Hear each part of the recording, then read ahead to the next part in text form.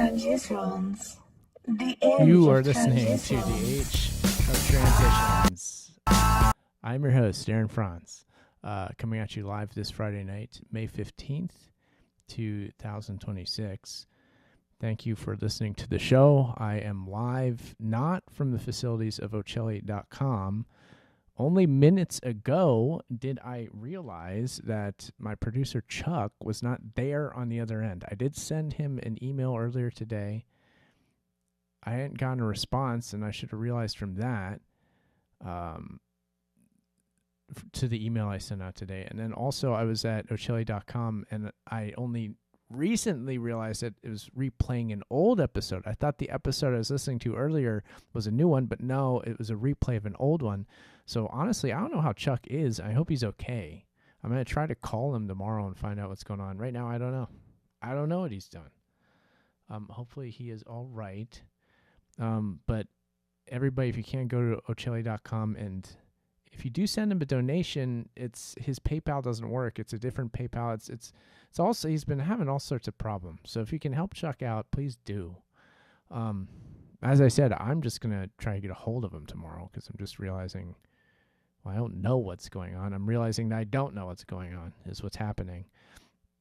So please, help him out. And theageoftransitions.com, that's my website. The podcast is there. Have ways to support the show there. Revolve Man Scientific Rise to Godhood. Ebook and paperback copies available of my book. When you buy that, it supports the show. Thank you, everybody who has. Have the Patreon campaign. If you support on there, it keeps the show going. And I will be making material there as I can. I don't make... I wish I was making videos all the time, but I'm not. And frankly, it's annoying, but I'm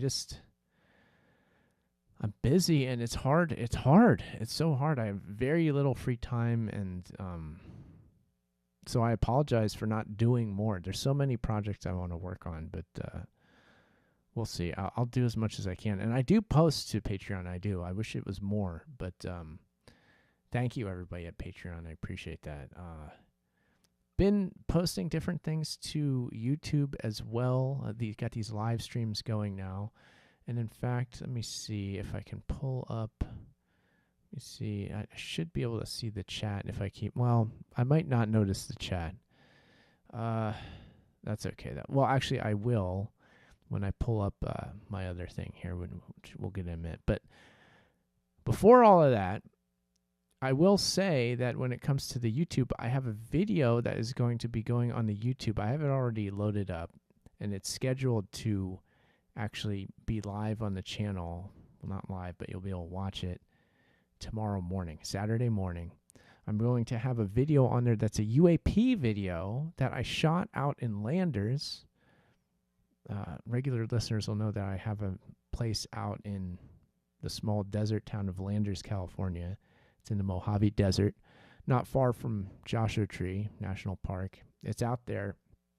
And I went out there last week, and my wife and I were out there, and we saw UAP. We see UAP all the time here at my regular place in Riverside, California. We see them almost nightly out our window. But these ones we saw in Landers were different. We've seen different... They look different times, but this was quite visually, it was really interesting, the ones we saw out in Landers. So I was able to get a time-lapse video, and it turned out really good. It's crazy. So if you want to see that video, it will be on my YouTube, the Aaron Franz YouTube, tomorrow. So check that out. I'm not going to sit here and spend a bunch of time talking about it. I just want to mention that it's there. Check it out. And I'm sure it's going to be one of these videos that either gets like 14 views and nobody cares, or somehow it'll get a lot of views, because it's a really good UAP video, in my opinion. I think it's good. And I have other stuff. I have a second video that I shot that I haven't loaded up yet. I have, the whole backstory of our sighting or whatever that is. It's just the raw time-lapse video that's going on there. It's like a 20-second long video.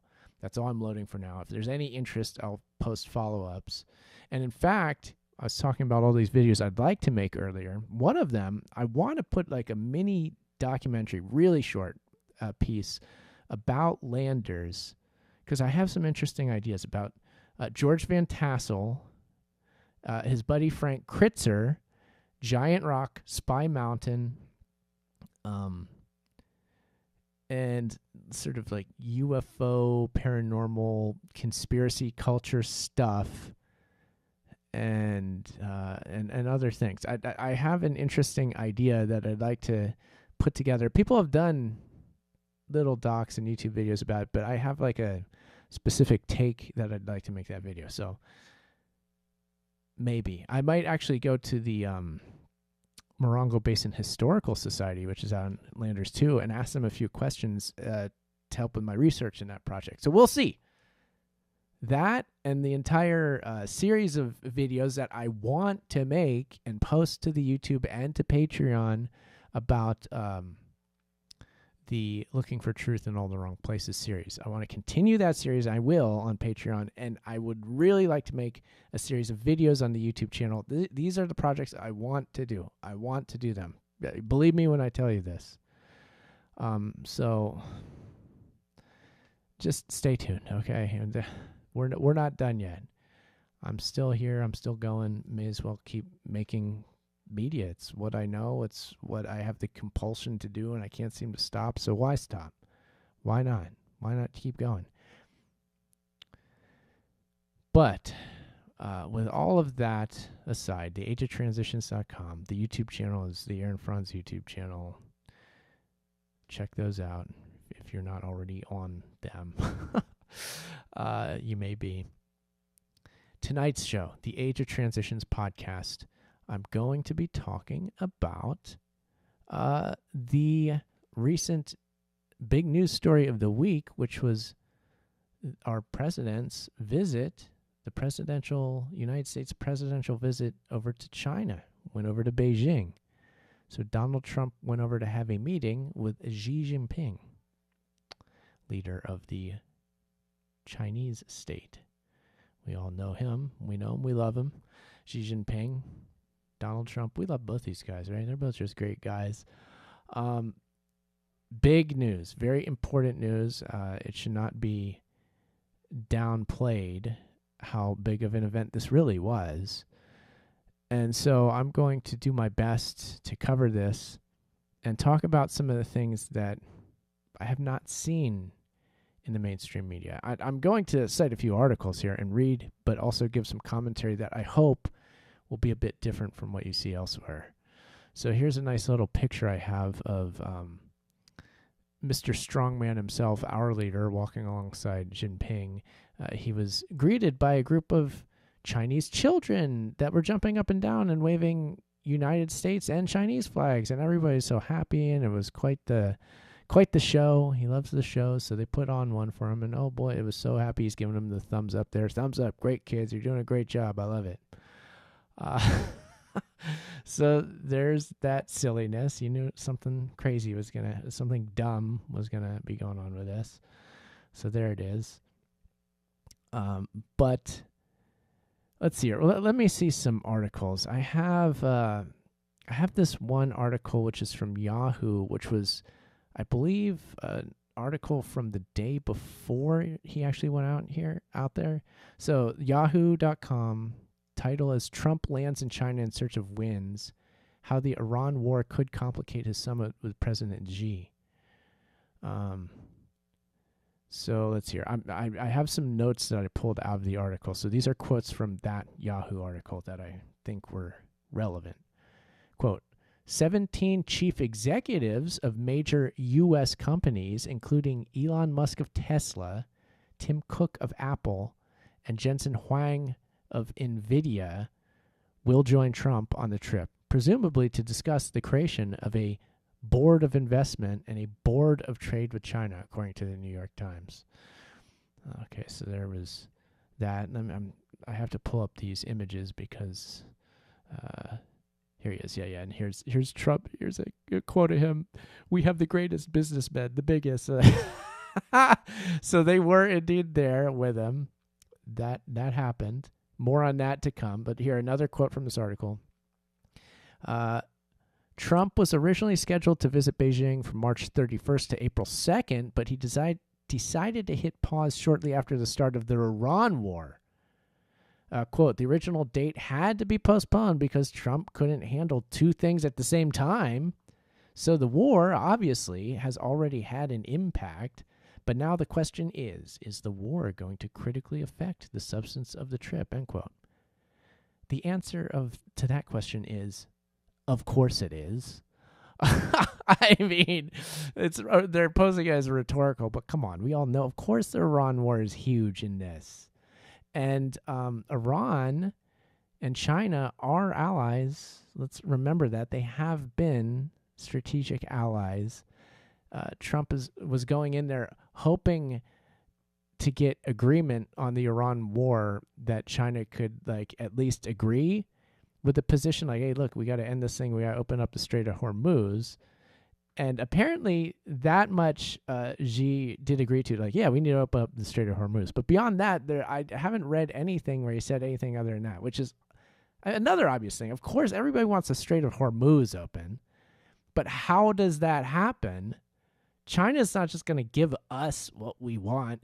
And clearly, they're not offering any military help with the Iran war. That ain't ever happening, okay? I don't know if anybody has the idea that was, but you better believe it won't, okay? There might be plenty of wars going on between our two countries, but it's not that's not how things are going to pan out.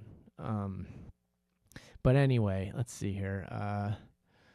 Back to my notes from that article. Let's go back to that. It's, even though it is out of date by a couple of days, there's some interesting stuff nonetheless. The 17 CEOs, very important, by the way. We do have to get back to that because, and we will get back to that because that's incredibly important.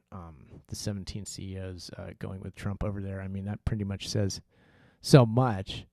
Once again, does anybody really think that strongman himself, Donald, is in charge of anything? No. He's bought and paid for by the companies that these CEOs work for. And let's not forget that the CEOs themselves are workers.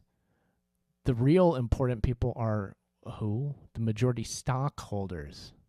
The owners of things they're the ones that are always really in charge, always. And that's who's running our country, you better believe, for better and for worse, mostly for worse. And China knows that. Xi Jinping knows it, that he knows our system, he knows how it works, and he knows how to exploit us. It's not just him, it's the entire Chinese government and other governments across the world which are not allied with us. Although this trip is, if we're going on optics alone, the idea was that we can be allies, we should be allies, we should be buddy, we should work together, everything's cool now, don't worry, all that stuff that we were fighting about this past year and for the past decade, that's just all in the past, and we can get along now, okay? Here's a nice image from the video of the trip. Get along well with each other in this new era. It's a new era. There's also an interesting Jinping quote from this same video. I think I'm going to pull it up right now. What is he saying in this? Jinping was saying, I think this is from yesterday or the day before, the world has reached a new crossroads, he says. Yes, it sure has. We are at an inflection point, to say the least. A lot going on here. A whole lot. And once again, the things that aren't talked about, I find sometimes to be the most important ones. But more on that to come. Let's continue. Let's see here. Is my other note any useful? Okay, so last note from this Yahoo article, quote, but a massive investment deal seems unlikely right now, experts say, in part because Iran has weakened Trump's position. Yu Gong, a retired Chinese colonel, told the New York Times that Trump originally intended to visit China with the air of a swift victor. But the war, he argued, has significantly diminished the U.S. military's ability to project its combat power, leaving Trump unable to project the same arrogance or force any major concessions in return. Yeah, exactly. This moron, the supposed leader of our country, I'm sure he did think he was just going to march into Iran and just win the thing right away because, why wouldn't he think that? And no, of course, that hasn't happened. It won't happen. It will continue. This war could be like all the others in the Mideast and go on for like a decade or more without ending. It could easily do that. He's looking for a way out of it now, but there's no way out of it with the United States winning in the way that he wants it. Him and Hegseth and, all the badasses running the Pentagon. The badasses who, by the way, are always talking crap about China, Hegseth and his new warrior mentality Pentagon. All the bluster that they came in with, like, China is this big enemy and we have to be ready to fight them and blah, blah, blah. That's part of their whole thing, right? That's the whole part of their tough guy image, the MAGA tough guy. Like, we're going to put China in its place. We're going to fight them if we have to. And if we do, of course, we'll win. When it comes down to it, the reality of the situation is now setting in. Trump went over there to China, not just capitulating to Xi Jinping, but not acting like a tough guy at all, because he knows he can't. He can't. He doesn't hold the cards, so to speak. Like, who was it? Venezuela? Was that who he was bragging like that? You don't hold the cards. Who was it? Oh, it was Ukraine. It was Zelensky. Zelensky came, and him and Vance, he was growing up like, you're not holding the cards. We get to say what we want. That version of him was not the version we saw in China yesterday and the day before. And there's good reason for that.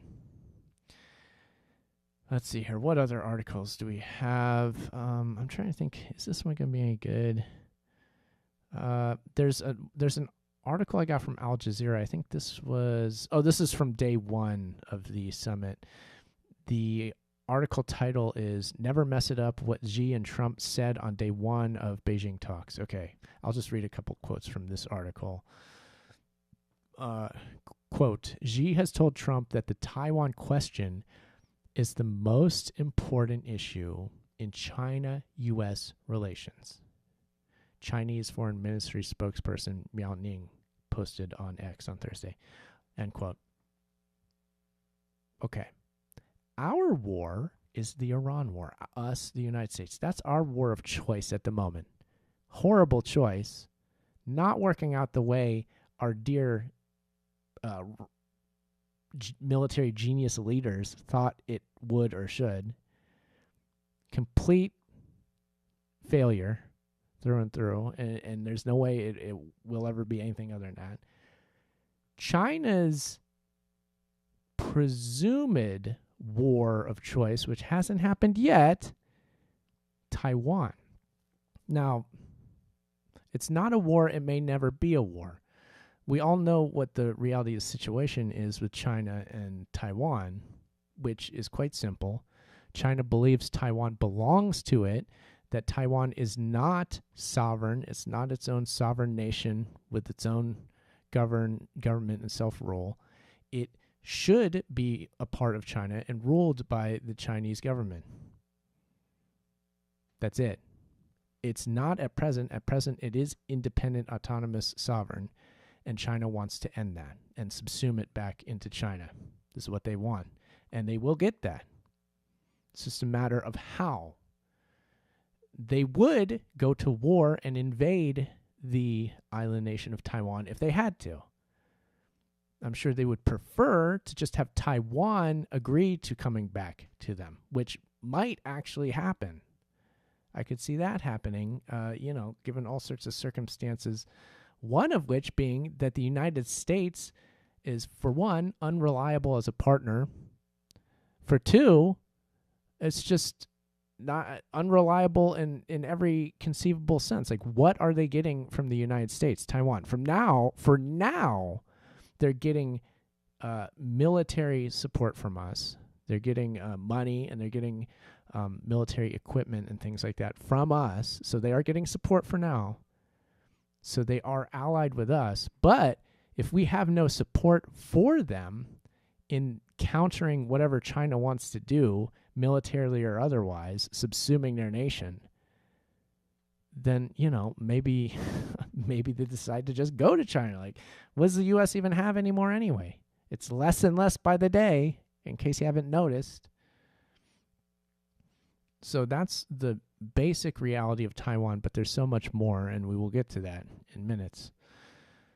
So yeah, Taiwan, Jinping made a point, like right away. He's like, hey, look, Taiwan, ours, don't mess with it.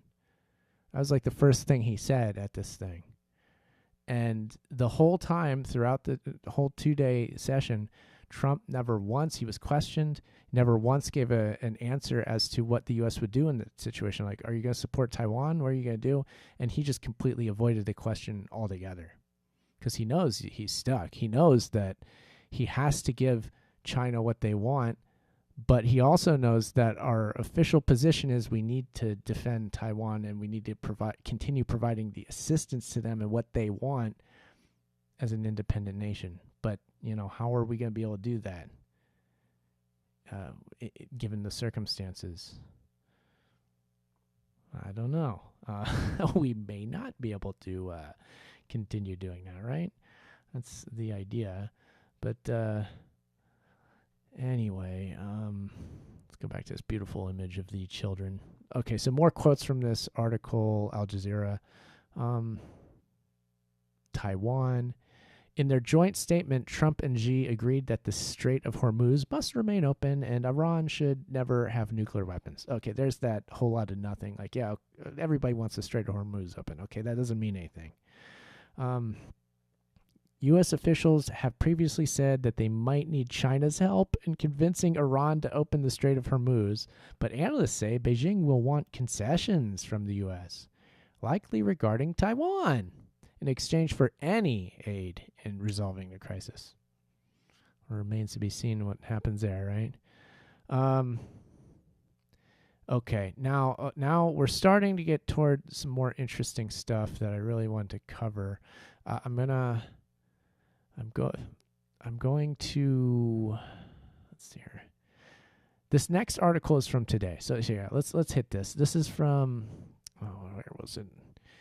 This is from Time.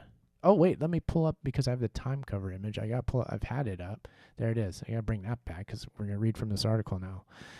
The cover of Time that says The Reunion, and it has Trump and Xi shaking hands. They're good buddies, and Trump has said as much. He's a great friend, And, of course, all the quotes of Trump in the past saying that Xi Jinping is a great leader. Why? Because he rules with an iron fist over his people who know better than to cross him. That's a paraphrase, but that's what he's saying. He's like, oh, he's so great. He just rules over and lords over his people, and they can't do anything about it. I wish I was more like him. And he's telling the truth when he says that, of course. He does look up to him because of that. Because he is a strong man, which he, strong man wants to be. Anyway, this Time article, here's quotes from it. Quote, he may have descended Air Force One late Wednesday to the cheers of school children, brandishing the stars and stripes and flanked by tech's most influential tycoons. But it didn't take long for U.S. President Donald Trump to be put in his place in Beijing. Okay, so the Iran war. Okay, so on the Iran war, quote, China's contention has always been that America behaves as a thuggish, self-interested warmonger, says Nick Bisley, a professor of international relations at Australia's La Trobe University. And it's like, yep, this ticks the box. Okay, so this is from the Time article. This is in the context of Iran, which is another, example that the Chinese propaganda line, which It is what it is. China absolutely uses this as a propaganda line the world over. The one that America does behave as a thuggish, self-interested warmonger. And they're using the Iran war like, look, we're right again. Now, China uses that in its propaganda. Russia uses that in its propaganda. And many others use that same general concept of America as this war, this imperial power waging war for no good reason other than its own self-interest across the world.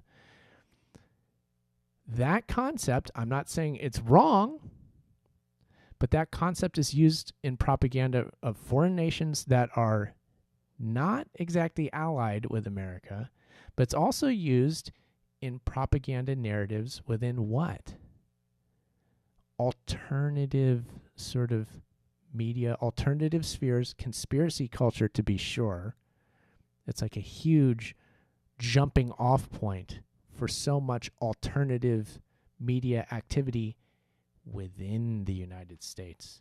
In fact, I argue that MAGA itself as a political force rose up off of that talking point and more, but they used that to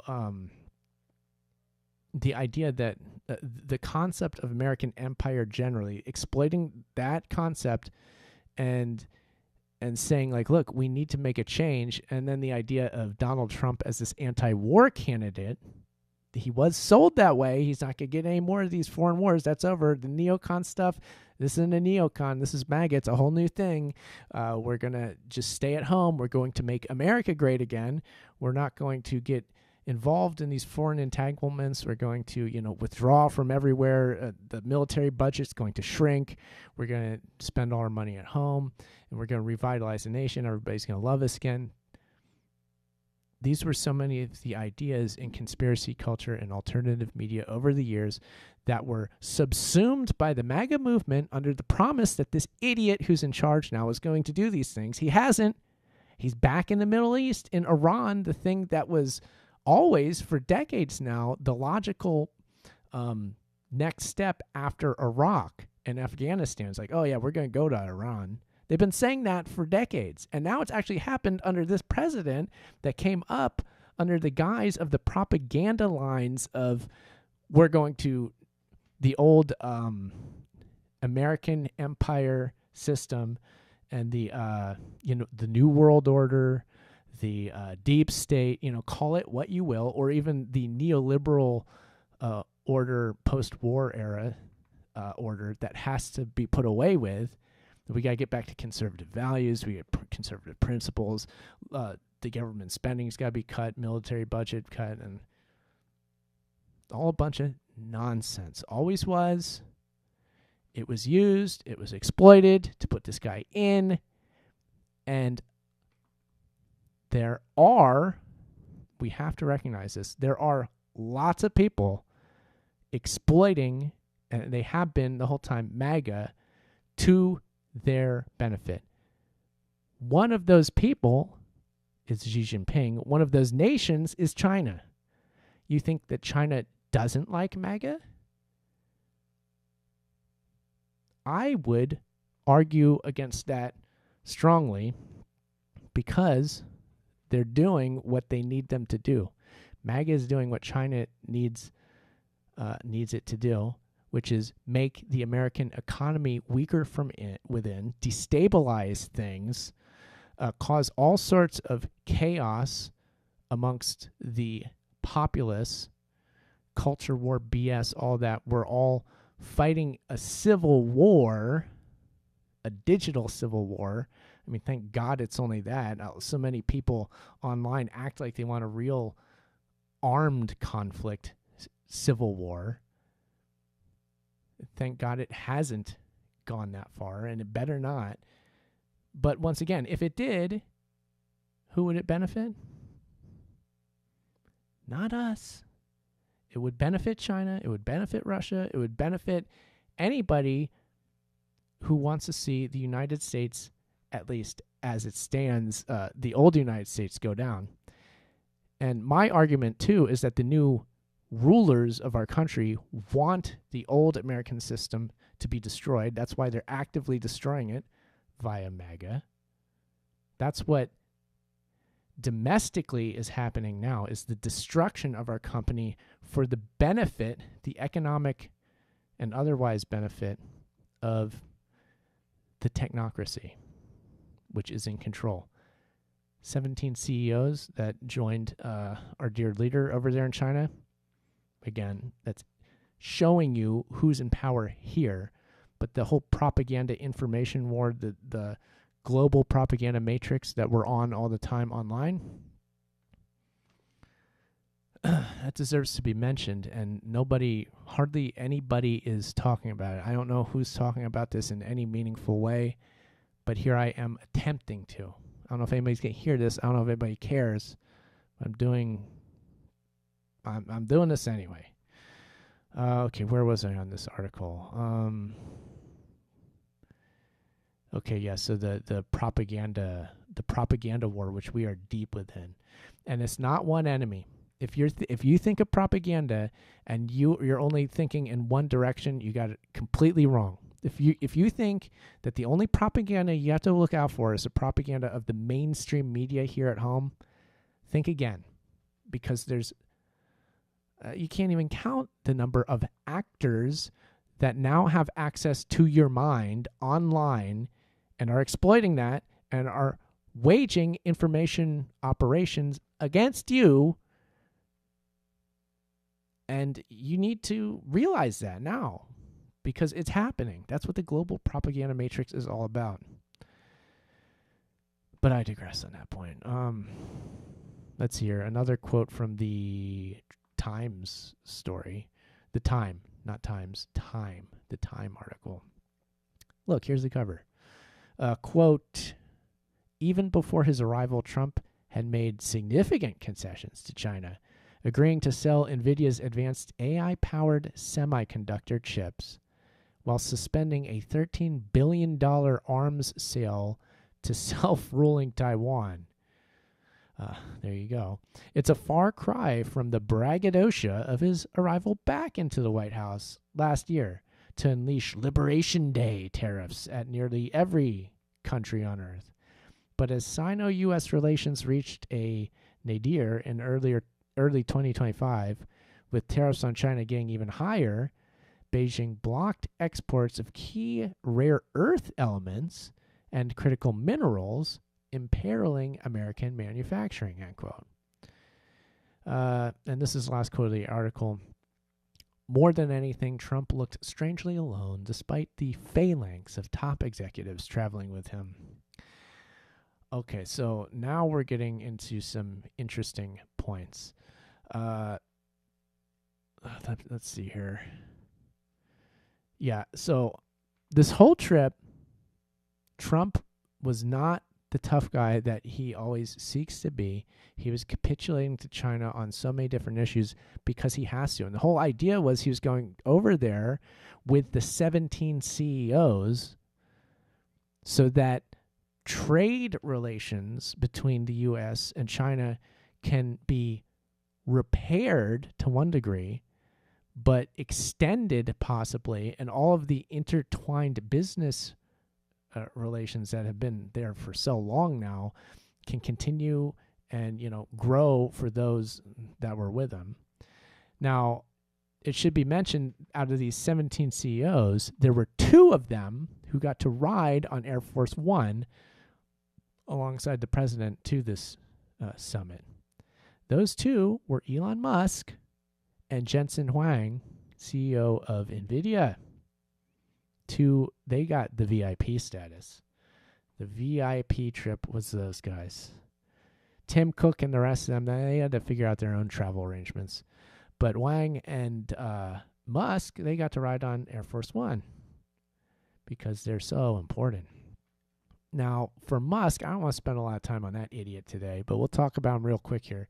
I mean, Tesla, their business has been super dependent on China for the materials and the things going on with the factories and so much. Like, Musk went over there to keep things going, to keep Tesla alive. And there's a lot going on with Tesla.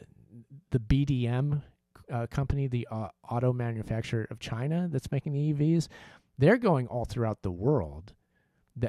Tesla is going to not even be a thing in China. I don't think it is anymore. But not just China, Australia and Europe and pretty much anywhere else, they're getting the BDM cars now. And Tesla is basically what it looks like. It's going to be the American EV, if that. So good luck, Mr. Musk. I mean, he's well placed, so he'll figure something out. I'm not worried about that guy at all.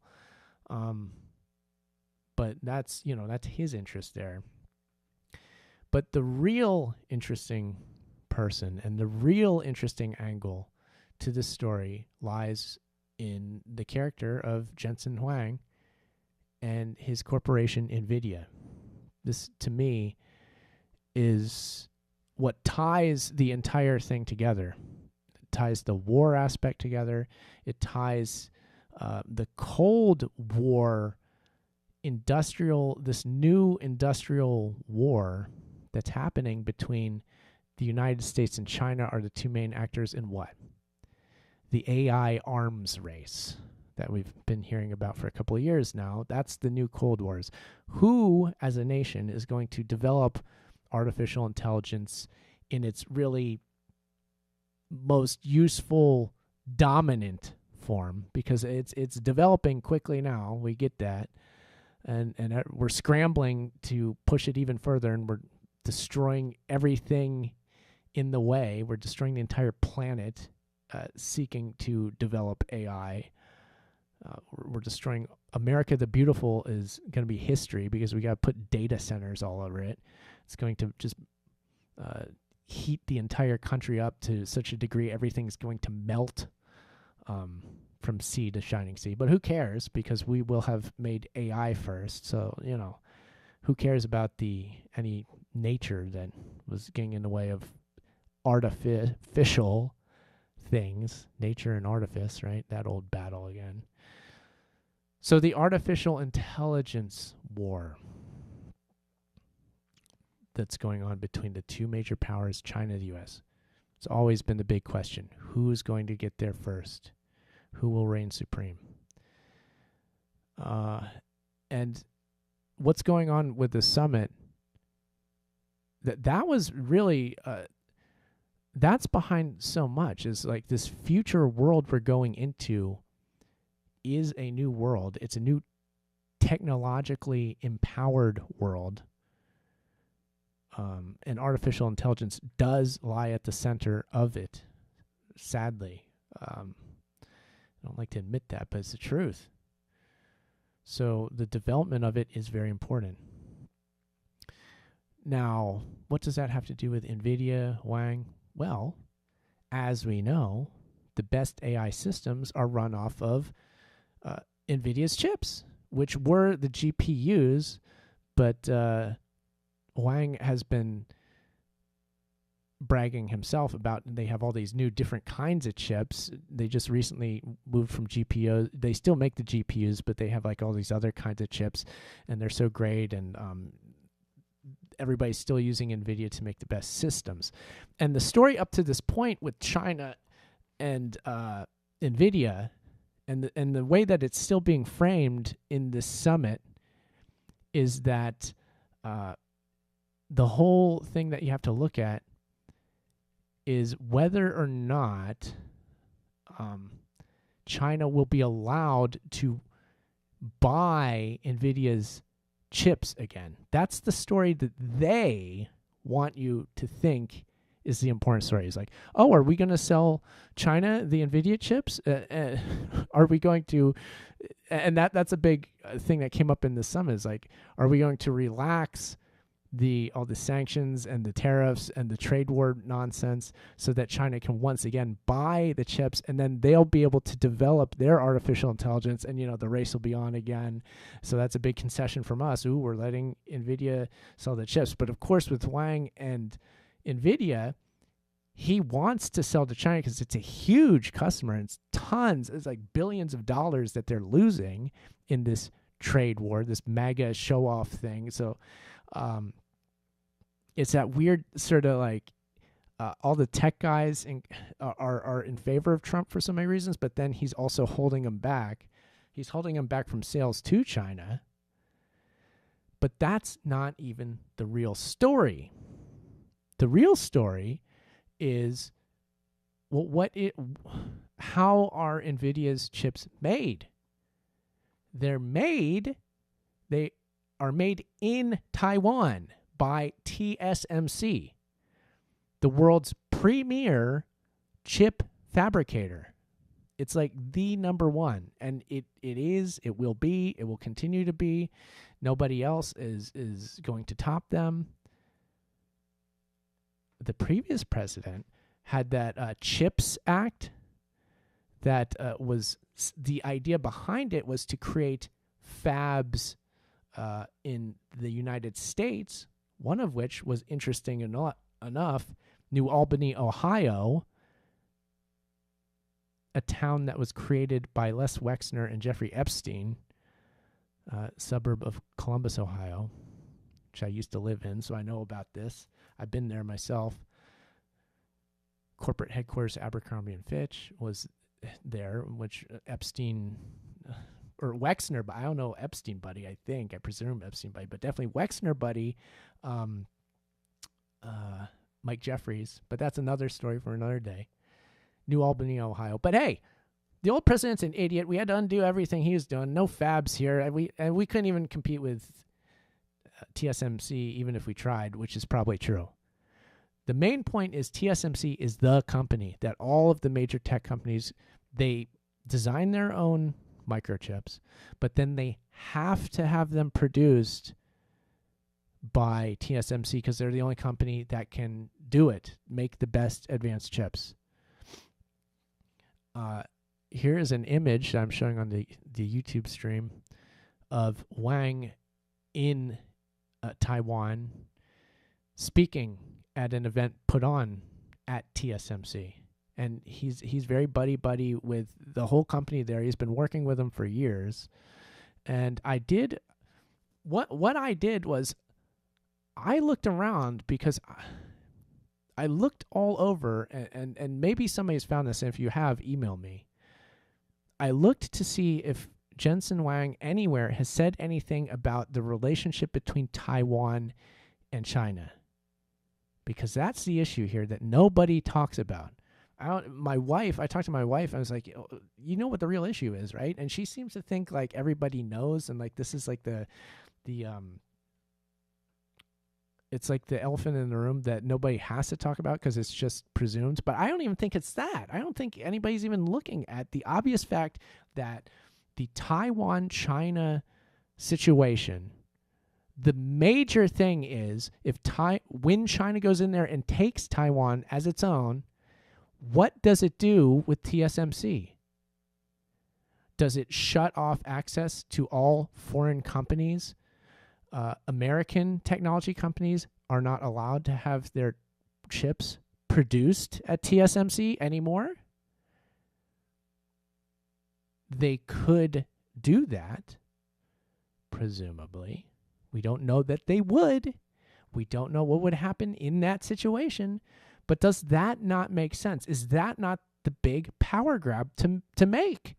Is that not what China wants? Is they want to take Taiwan mainly so that they can get a hold of TSMC and then shut it off to the whole world. They make all the chips for their own companies, continue their AI development unhindered, and they make all the chips that they ever need, closing out everybody else, and they win by default because that's how this game is played. Because presumably there's no other way out of this. Everybody's saying, like, look, there's no other developments in tech that gets us out of using the microchip, the microprocessor as we know it. We need that. We are going to keep advancing and make better ones, but it's not going to fundamentally change from microprocessors. We're not using any new form of biocomputing. They've done studies and experiments, and they're able to do that, but not advanced to the level where they're building AI systems off of those architectures. And it's not going to be that way, presumably, anytime in the future where these things will need to occur. And so that's the issue as far as I see it. What is their real interest in Taiwan, and what happens when they go in there? And this is the nature of the new Cold War. And that's why it is more a Cold War than a hot war, but it could erupt into a hot war. And it's not just because, we militarily support Taiwan, and this has been our official, unofficial U.S. policy has been to uphold Taiwan's wishes, and they want to be a sovereign nation, so we need to support them in that. It's not even that.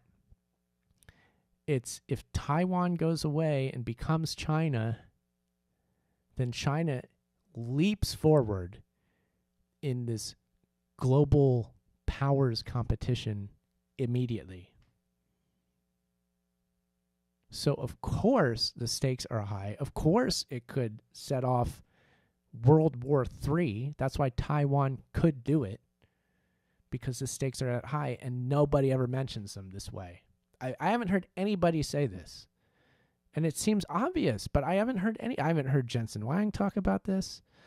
Now, I did find an interesting interview with him with Lex Friedman, of all people, from like a month ago, or at least the clip was posted a month ago on YouTube. I don't know when exactly it happened, but that shows you, the level that Friedman's working at. He's able to get Jensen Huang as a guest, right? This alternative media guy gets that kind of a big a guest. But anyway, on the clip, let me see, where do I have that? I'm trying to find it.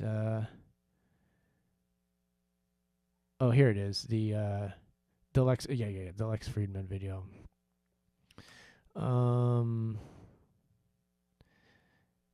Okay, so in the video, Wang goes on and on about how such a great company TSMC is.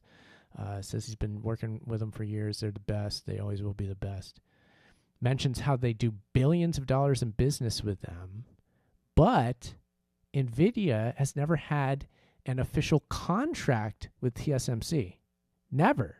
He mentions that in this Lex Friedman video, which is fascinating because it shows that it's a loose business relationship, which has been working in the favor of NVIDIA. And I'm sure they've gotten lots of benefits out of that thus far, but also that could flip in an instant if there's no contract there anyway. If China comes in, there's not even a contract holding up the business operation between TSMC and NVIDIA. What? There's no contract. You guys aren't even clients. Just get out of here. We say that you can't do business here, and you never had a contract anyway, so who cares? Go away now. I found that fascinating. Now, did Wang mention the China angle to the fact that they didn't have a contract? No. He seemed to be mentioning it's been really great for us, and they're such a cool company, and they're great in every single way. Their customer service is amazing, and their tech is second to none, blah, blah, blah, blah, blah. So yeah, pretty fascinating. So here's a quote that this is Wang talking about TSMC. One of the most consequential companies in history is how Wang describes TSMC in this interview video. And you better know that this guy knows what he's talking about. I think everything that I'm saying, he knows and he's thinking, and probably might have come up on Air Force One on the way over to China this past week. We're not hearing a peep about it anywhere in any media. It's all just, Xi and Trump met and they're good buddies and they want to work together. They don't want to be, we don't want our nations to be opposed to one another. That's silly. We should work together in this new changing world. And yes, of course, it's a changing world, but that doesn't mean we can't work together, right? So we will. Everybody will play real nice in this new world order. Who's going to be leading things? I mean, that remains to be determined. We'll find out, right? But we'll just see, won't we? So these are my thoughts on the whole thing. And I've mentioned these same things on past shows. But now that this happened this week, I mean, now's a perfect time to reiterate these points. The primary one does remain Taiwan. It really does. That's the linchpin in frankly, the World War III scenario that we're in. And this is such a crazy moment where these two powers, which are adversaries, you better believe it, they also realize that they need to work together, and they're saying that here. It's hard to know what the future is going forward, though, and how many power moves are going to be made. And we can see the power moves that China could make if it chose to do so, right? We can see them. Can we see them now? We should be able to. Now, coming up to this point, it's been American politics as usual. All the stupidity that entails. The whole MAGA nonsense that got us here, which was the exact opposite of what happened at the summit. It was all about capitulating China and telling them how awesome they are and how we need to do business with them. That's the exact opposite of all the campaigning that MAGA did to get themselves into power now. Now that they're in power, they're changing their narrative for different purposes. One of them is that legitimately, yes, they need to be on good terms with China to do business. Big financier and power player Musk needs his business interests to be fulfilled with China. He needs that. And so, he needs to get what he paid for with his contribution to the MAGA world and the MAGA political operation. He needs to get his cut of the pie, and that happens to be doing business with China, as is the interest of these other CEOs that went. They need that. The military geopolitical side of this is where things get dicey and interesting, and how, frankly, the rulers of our country now may be in too deep. And they thought that they were going to run away with our country, and they are. But they're not going to be able to do it with impunity. There's another angle of this where I might be missing the point myself, where an all-out war or a continued economic, technological Cold War with the AI situation, that continuing, or even a full-on World War III would be beneficial to them. Why? Because they're the new military-industrial complex. The big tech companies are that. So all of the defense contracts that they're going to get from any war, they're getting them from the Iran war, they're getting them from Israel and supporting that. So they love all that because they're getting all of the military contracts from that. And they would also love an actual World War III because they'd be getting even more money. So perhaps the United States ownership establishment as it exists now, which is quite different than what it has been, it has undergone change, and that's real. That's what's wild, and we actually have to be able to come to terms with as alternative thinking people. The power structure in our company, it is a company. Our country has shifted. It has. It really has. That's a real thing. It's not just the same cadre of people in there just running things as they were. So there has been a change that has occurred. It's definitely not for the better. Not that what was before was great either. But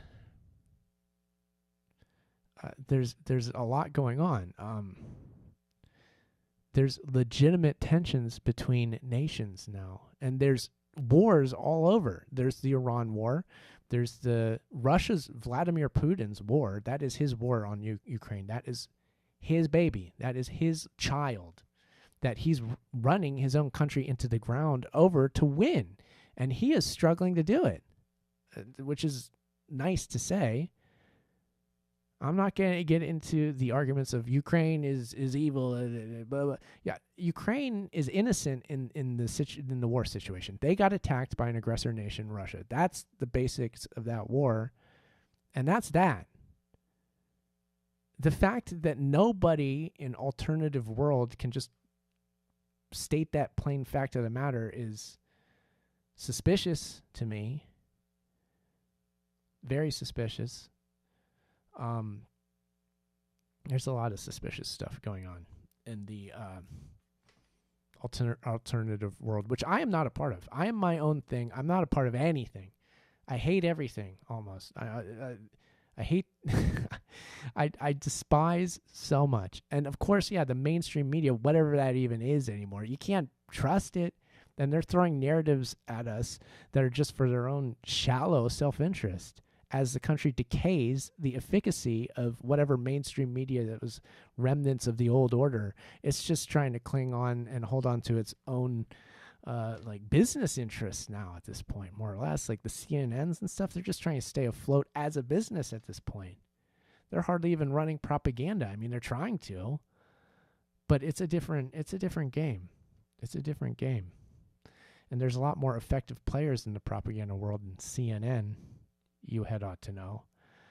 And surprise, the alternative conspiracy ideas have won that information war battle between the old guard mainstream media and the new media, online, independent, whatever we think it is. It's not independent at all, but hey, if you go with as it's sold to you, then enjoy that. This is the global propaganda matrix we're living in, which has been bought, paid for, and exploited by the actual establishment in the U.S., which is, again, the technocracy. How much control they have in this geopolitical situation, I'm trying to understand that. I'd be lying if I said I did. This is just me working out ideas on this show. It looks like perhaps they don't even have a good idea about what they're doing, but it could be the other reality where, look, they're just looking to exploit any conflict that comes about, just like any other government always does. Maybe that's all they want. And any given war that pops up will be to their benefit. Maybe that's the way they're viewing things. I don't know.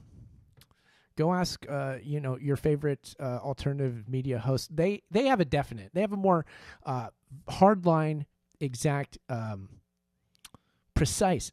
So precise their answer to all these questions. They know all the answers. Go ask Luke Rudowski. He knows. Jason Burmis. He knows.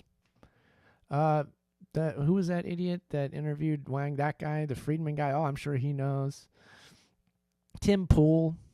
Oh, he's got all the answers. That guy knows what's going on at any given time. Given his connections, he ought to. The guy's sending him money. He ought to know a lot. Now, all these guys, they'll tell you what's going on. I don't know. I'm trying to figure it out. But the world war has been ongoing. It's mainly a propaganda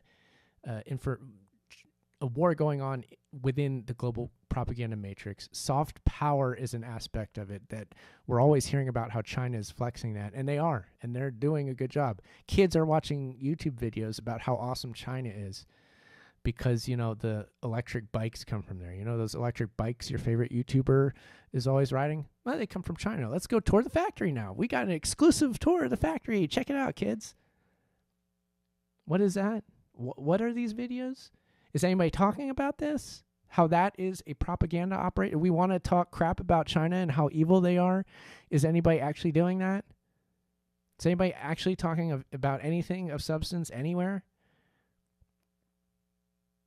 Where's Roger Stone when we need him? What are we supposed? Where's Lucifer's Gate? Is that still over something in D.C. It's not over the White House anymore because that's a holy land now. So it must have popped up over not the Supreme Court. They're doing a fine job. Where's the gate to hell itself? Maybe it's not even in D.C. anymore. Maybe it shifted to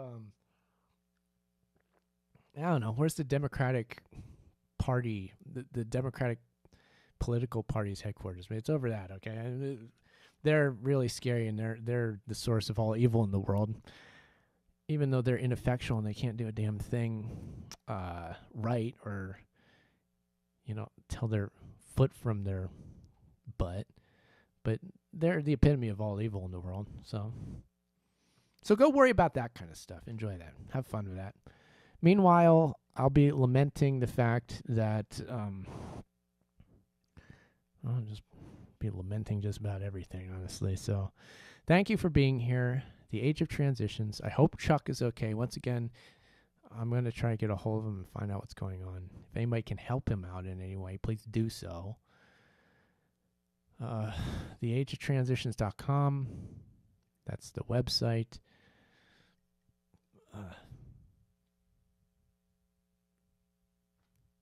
My name is Aaron Franz. As always, I will leave you by saying, Seeker, seek on.